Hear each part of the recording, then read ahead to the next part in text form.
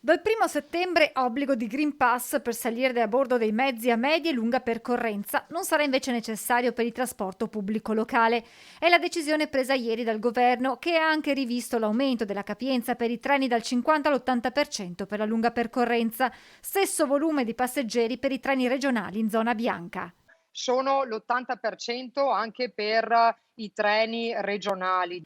Lo scorso anno le aziende di trasporto hanno fatto i miracoli, ricorda l'assessore De Berti. Hanno avuto 15 giorni di tempo per adeguarsi. Ora, sapendo già la capienza, avranno oltre un mese a disposizione per reperire i mezzi necessari. E come è accaduto l'anno scorso, anche stavolta si dovrà far ricorso al servizio privato. Bene, anche se arriviamo sempre al photo finish, che la capienza sia stata definita 1 mese e mezzo prima, insomma hanno 1 mese di tempo le aziende per organizzarsi. I prefetti hanno già avviato i tavoli, perché ricordo che la gestione comunque rimane sempre in capo al prefetto e quindi dovranno di fatto, reperire gli autobus necessari per quel 20% in più che mancherà.